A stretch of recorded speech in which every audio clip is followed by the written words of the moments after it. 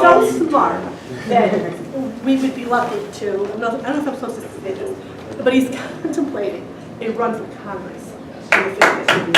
Speaking of, I think that we couldn't do any better. That nothing against Mary Glassman, but I think that we couldn't do any better than Bill Curry, because we need some smart people down there. Donald Trump, we need some smart people, and that's this guy.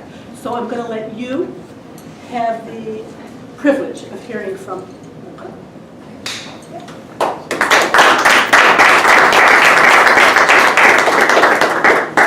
one of the reasons I always love coming to Danbury is that Joe always lets me flirt publicly with Jametta, and never he's so good about it. And, I got nothing to say about it. yeah, that's right. Yeah, not that it's up to him. First of all, I just want to say that the one problem in my relationship with Jametta is that she confuses me with a guy named Bob Curry, who I think did call her up and yell at her one time. And something should be done about that guy. Let me just take, I want to do 2 minutes on who I am, so you know. I am here because I called Jametta, was the actual first person in the community I called about this. And I've only spoken to a few people, but I have been thinking just for the last few days about running for the United States Congress, and I'm going to make that decision in the next couple of days. It's kind of like speed dating here. It's all been brought into a very short time frame.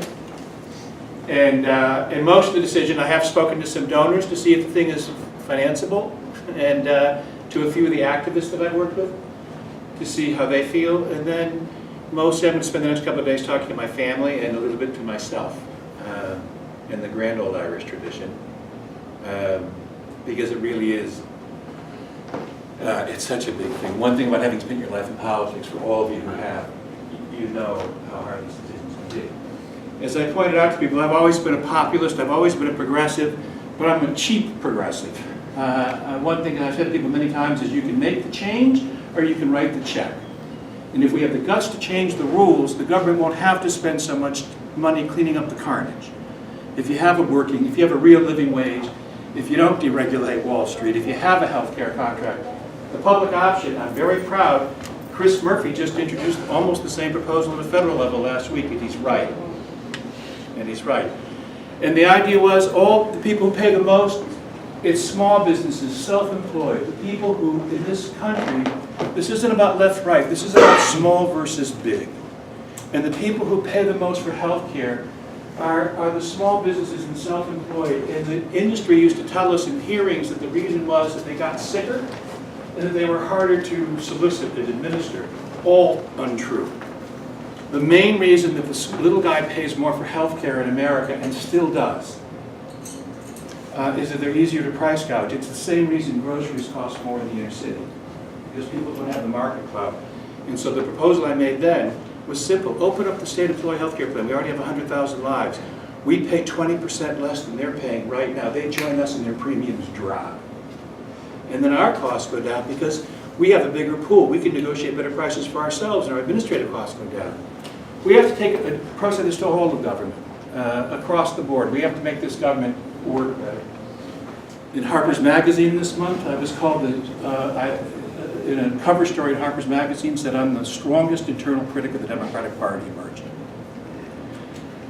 And the work on corruption has begun to get national notice. I've been speaking at conferences, I've been talking to people. We need to clean this thing up. We need to give people a government they're proud of. If we don't fix this government, they'll let the Republicans kill it. We got to fix it or they'll let them kill it. And so that has to be a huge part. I went with Bernie Sanders. It was very hard for me because I have great respect for Hillary Clinton. I wrote that often, but in Salon I campaigned hard for Bernie. And I'll tell you why, because I worked all my life on ethics and public corruption issues, and for so long. And Bernie made a simple case, and I thought it was the case we could win. I thought it was also, practically speaking, our best shot to win. I know many people here wouldn't think that.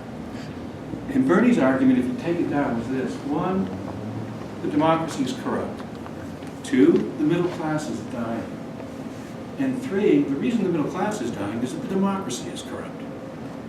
Our party has done a good job, by and large, for a long time, on a whole range of cultural issues, from gun safety to same-sex marriage to choice to the death penalty.